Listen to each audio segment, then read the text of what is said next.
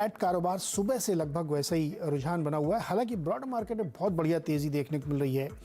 2300 share बढ़ने वाले, 637 share घटने वाले हैं, लेकिन इंडेक्स पे कोई खास मूवमेंट हो नहीं रहा है।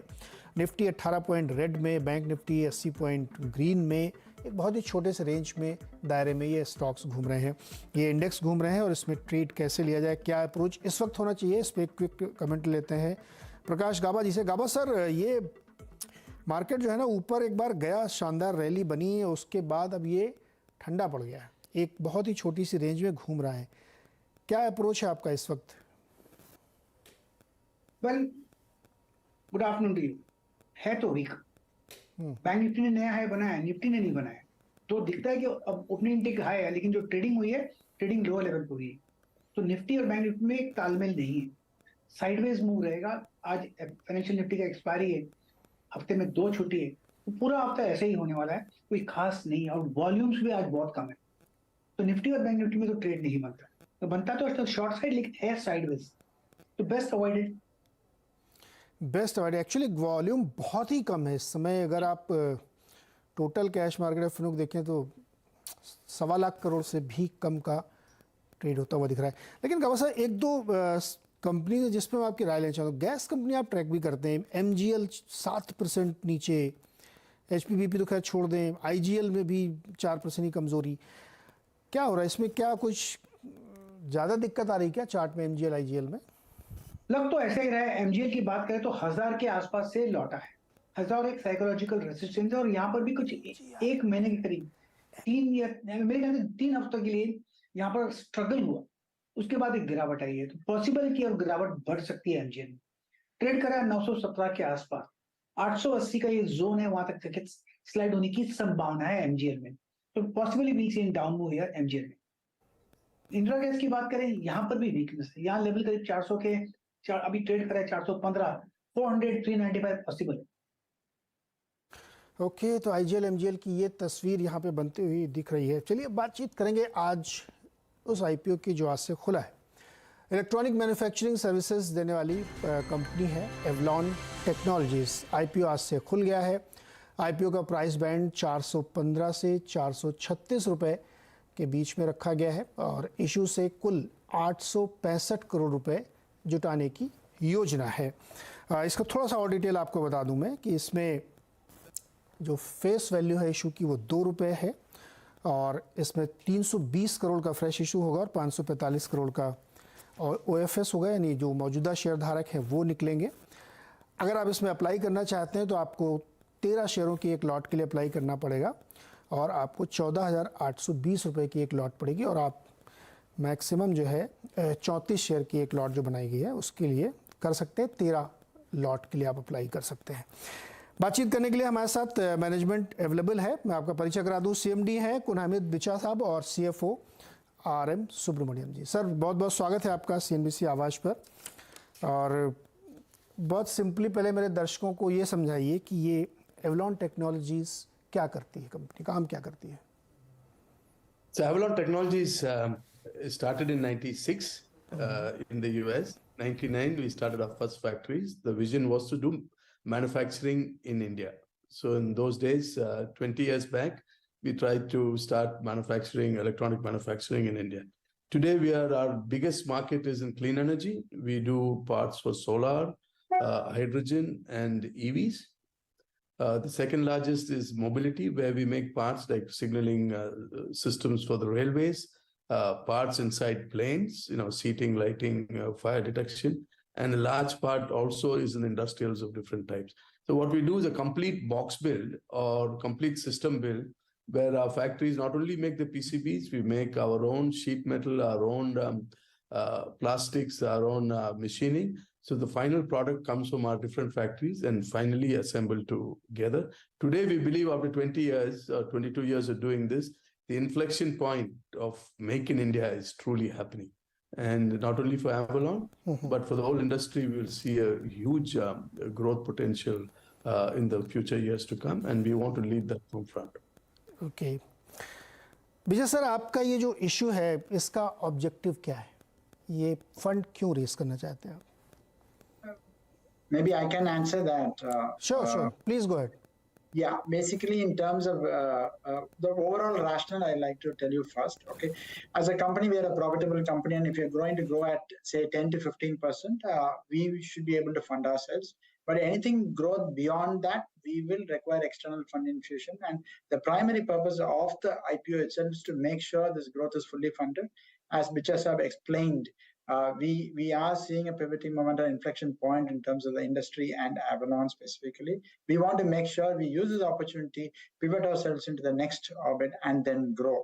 This is a time for India and Avalon as well. So that is the primary purpose in terms of the primary fundraise.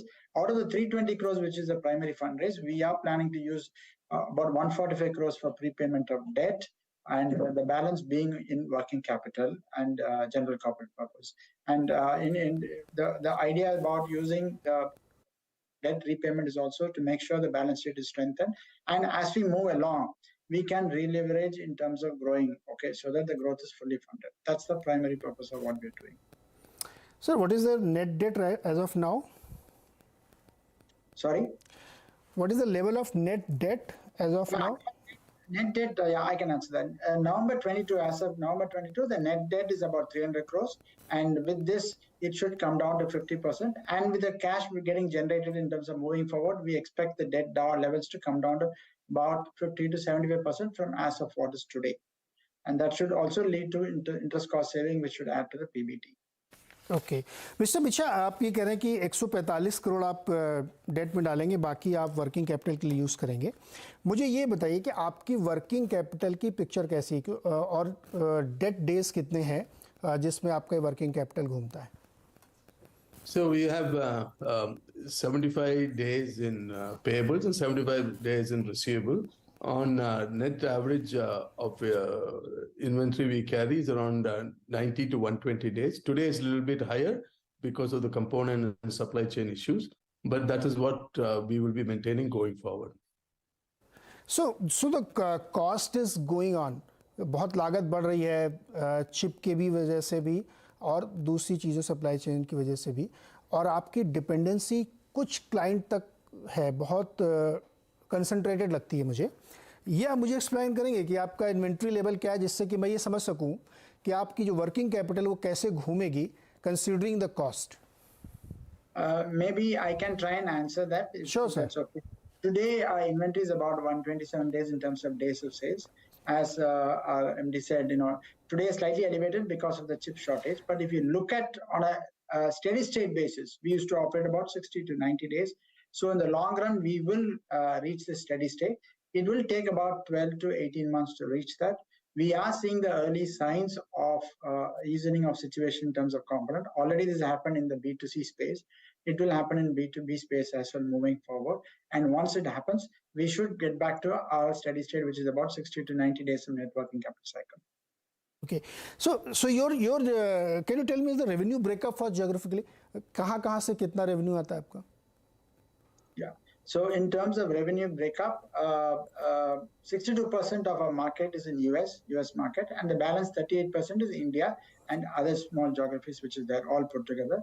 And production-wise, 80% of production happens in India, and the balance 20% happens in US for us. So 80% production आपका India में होता है, 20% US में, और आप इसके लिए जो इंपोर्ट करके कुछ सामान लाते हैं वो यूएस, सिंगापुर और चाइना से, right sir? Correct. So dependency on these three countries is posing us some kind of risk. No, see, if you look at the overall supply chain in electronics, it's always global. A lot of it is not made in India. But in our case, we make a lot more in India with the sheet metal, with the cables, with the plastic. All that is done with Indian raw material. But there is, so we are well spread out. A lot of parts come from US, come from China, come from Japan.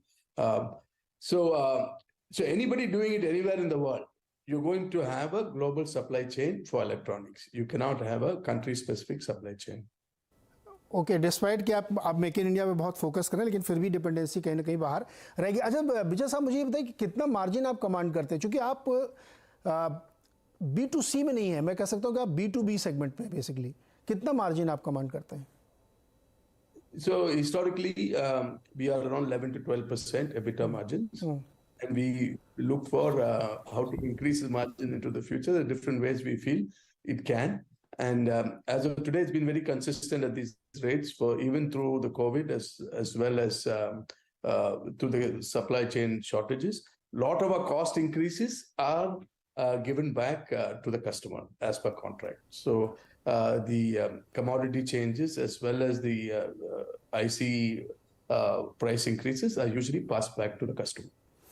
You pass on to customer. एक चीज़ मुझे आप समझाइए, अभी जो 2-3 चीज़ें मैंने आपसे पूछी हैं, आप इंटरप्राइज सॉल्यूशन प्रोवाइड करते हैं वेरियस इंडस्ट्रीज़ को, जहाँ पे आप 10-11-12% का मैक्सिमम मार्जिन कमांड करते हैं, और ये एंटरप्राइज सॉल्यूशन है तो इसलिए B2B सेगमेंट में मैं लेके चल रहा हूँ, लेकिन आप वैल्यूएशन कमांड करना चाहते हैं रिटेल के जैसा, why sir? So if you look at that, if our peers, we are actually lower than our peers in the valuation looking forward. Okay, so I believe it is what the market will justify it, but it's even a lot of our peers who are in the B2B space have much higher valuation than what we are doing. Okay अच्छा विजय साहब, थोड़ा सा scalability का अपना plan बताइए, कैसे scale up करेंगे आप अपने बिजनेस को और बड़ा, क्योंकि बहुत बड़ा मार्केट तो बहुत बड़ा है, आप उसमें अपने आप को कैसे प्लेस करेंगे? What are the triggers for the next growth level? So we are seeing, we have never seen this kind of activity in 22 years of doing this in India. We are seeing not only orders, we are seeing customer visits, customer audits, where we'll see a lot more coming in. So we are operating around 60 to 65% of our capacity today. And we believe there's enough leverage there to go up to 80-85%, okay, in the near term. Apart from that, we also have acquired a 150,000 square feet facility, which will come into being end of this year. In another 6 months, we should be ready with the facility. With these two, I think we are very much covered for the next 3 years. Okay mister Subramaniam, एक question आपसे और है, आप scale up plan में value पे ज़्यादा focus करेंगे कि कितना वैल्यू आप जनरेट करते हैं, रादर कि आप बहुत बड़ा वॉल्यूम जनरेट करें, राइट सर? सो यहाँ पे फिर प्राइसिंग और मार्जिन इंपॉर्टेंट हो जाती है, वो कैसे मैनेज होगी?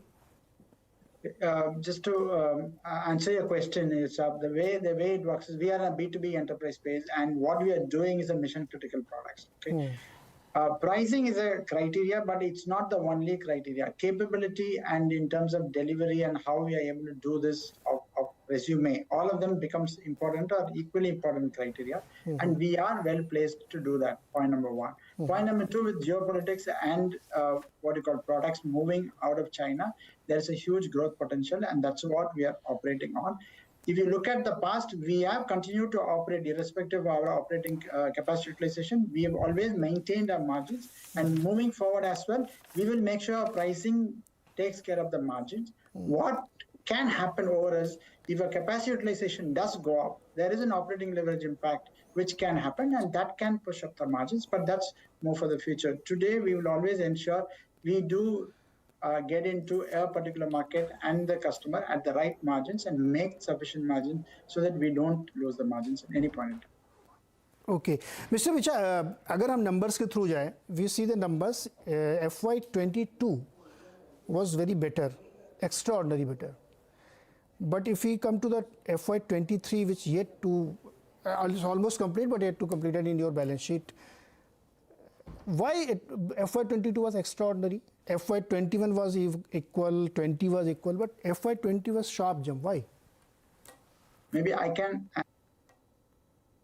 It was where the really operating leverage impact happened. Number one, so the top line grew at 22% in terms of the top line. Number one. And number two, at the PAT level, you will see an extraordinary jump of 8%, but that's an extraordinary item. If you remove the exceptional item, it's about 6%. But even at the 6%, our PAT doubled up, and that is what I call as operating leverage impact. And hopefully that is what should play out as we get higher, huge order book, and we are able to push through a larger throughput using the existing capacity. That's what we are hoping to do that in the future.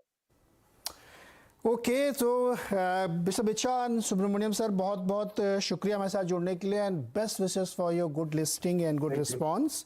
Avalon technologies एक critical electronic segment में है जो OEMs के तौर पे है, और company का लगातार बिजनेस एक्सपेंड हो रहा है और जैसा अभी हमें समझा रहे थे विजय साहब और सोनू जी कि बहुत ही क्रिटिकल मास को डील करते हैं, B2B सेगमेंट में खास तौर पे है, इसलिए काफ़ी टेक्निकली एडवांस बिजनेस है जिसको उसी नज़रिए से देखना चाहिए। वैल्यूएशन के फ्रंट पर क्या एक्सपर्ट कह रहे हैं कि काफ़ी हायर साइड में ले लिया है, तो शायद आगे 2-3 साल की डिस्काउंटिंग करके ये चल रहे होंगे। बहुत बहुत शुक्रिया सर हमारे साथ जुड़ने के लिए। आज से इशू खुला हुआ है, 2 दिन तक और खुला रहेगा ये। चलिए छोटा सा एक ब्रेक लेंगे यहाँ पे, ब्रेक से जब वापस आते हैं तो मार्केट की चर्चा करेंगे।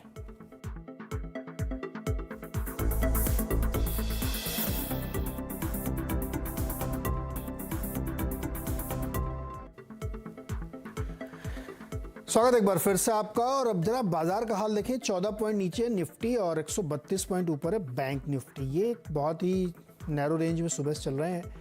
अब वीरू को जोड़ते हैं अपने साथ। वीरेंद्र भाई, क्या हो रहा है मार्केट में? ये ना इधर का है ना उधर का, चल क्या रहा है यहाँ पे? नहीं देखिए, निफ्टी के साथ दिक्कत यह है नीरज जी, एक तो पहले गुड आफ्टरनून नीरज जी। और निफ्टी के साथ दिक्कत यह है कि आज IT बैकफुट पे है। बाकी मुझे जिसे कहते हैं ना, आशाएं जो हैं वो निफ्टी बैंक से है, क्योंकि इसका सेटअप, इसके डेटा ज़्यादा अच्छे हैं। बाकी नीरज जी इसमें कोई राय नहीं कि कल की छुट्टी है, फिर शुक्रवार की छुट्टी है। ऑप्शन राइटर्स ने इस मार्केट को ग्रिप में लिया हुआ है, बट स्टिल मैं ये कहूँगा कि आउट ऑफ दीज 2, निफ्टी और निफ्टी बैंक में से निफ्टी बैंक ज़्यादा अच्छी तरीके से वीकली और डेली चार्ट्स पे प्लेस्ड है नीरज जी। और अंडरटोन बुलिश ही लग रहा है मुझे तो। हाँ, बुलिश लगा। अब सारे एनवायरनमेंट नीरज जी, सुबह मैं आपकी कमेंट्री सुन रहा था, यूएस के चार्ट्स को देखिए, निफ्टी के चार्ट्स को देखिए, निफ्टी बैंक के चार्ट्स को देखिए, तो मेरे ख्याल से इस हालात में, और स्पेशली जिस प्रकार के FIs के स्टैट्स हैं, लॉन्ग साइड पे ट्रेड को पिक करना ज़्यादा अच्छा लगता है नीरज जी। नहीं, बिल्कुल सही है। यूएस के मार्केट में आप नैस्डैक का चार्ट देखिए या वहाँ के कंपनियों का चार्ट देखिए, इवन S&P का भी आप देखिए ना, तो पिछले 1 महीने क्वार्टर में उन्होंने अच्छा परफॉर्म करके दिखाया है, बावजूद इसके कि वहाँ पे इतने बड़े बड़े कांड हुए, बैंक वाला हुआ, क्रेडिट स्विस का हुआ, सिलिकॉन वैली बैंक का। उसके बावजूद अगर मार्केट में वहाँ अंडरटोन बुलिश है तो फिर कुछ ना कुछ ऐसा ज़रूर हो रहा है जो शायद बाद में समझ में आया। अच्छा, वैसे ही बाद में समझ में आता है जब 20% नेट चल गया, तब लोगों को समझ में आया कि तेजी हो गई। नीरज जी, हाँ नीरज जी एक बात बताइए, मतलब नैस्डैक में एक बड़ा कंपोजिशन आपका अमेजॉन का है, एप्पल का है, माइक्रोसॉफ्ट का है, चला नैस्डैक खूब है, रेस्ट ने कंट्रीब्यूट नहीं किया अभी। वो डिफरेंशियल पूरा होगा क्या अगले महीने में या फिर इस महीने में? देखिए 7 स्टॉक हैं वीरेंद्र, 7, जिसमें अमेजॉन, माइक्रोसॉफ्ट, टेस्ला, एनवीडिया, ये 7 स्टॉक्स हैं जिन्होंने मिलके नैस्डैक को 20% खींच के रखा है, इसमें कोई शक नहीं है। चैलेंज ये है कि इसको आगे बढ़ाने के लिए जिनकी मदद चाहिए, जो पूरे नैस्डैक की आप बात करें या S&P में 10% इनका वेटेज है इसलिए वो चल रहे हैं, वो नीचे वाले में भी क्वेश्चन मार्क है देखो। इसलिए बहुत सारे लोग इसको डाउटफुल देख रहे हैं, लेकिन अब चूंकि चल रहा है, चलती का नाम गाड़ी है, तो इसलिए कोई आदमी सवाल नहीं कर पाएगा। 20% काफ़ी बड़ी रैली होती है, हो चुकी है, सवाल नहीं कर रहा। और बहुत पहले ये बात कही गई थी और हम लोगों ने अपने एनालिसिस में कहा था कि IT में बाइंग दिख रही है, बाकी भले ना दिख रहे, लेकिन IT में बाइंग दिख रही है। और एनर्जी स्टॉक्स पे नज़र रखिएगा, एनर्जी स्टॉक्स अब फिर से रडार पे आएंगे। और वारेन बुफेट ने जब से ऑक्सीडेंटल पेट्रोलियम खरीदा है ना, उसके बाद से तो वो बात और साबित हो गई कि वो बहुत दिमाग लगा के वो खरीदारी करते हैं। तो खैर चलिए, ब्रेक के बाद इस कठिन ट्रेडिंग डे में वीरू से पूछेंगे कि क्या ट्रेड सुझाया उन्होंने। मुश्किल सवाल उन्हीं से पूछने चाहिए।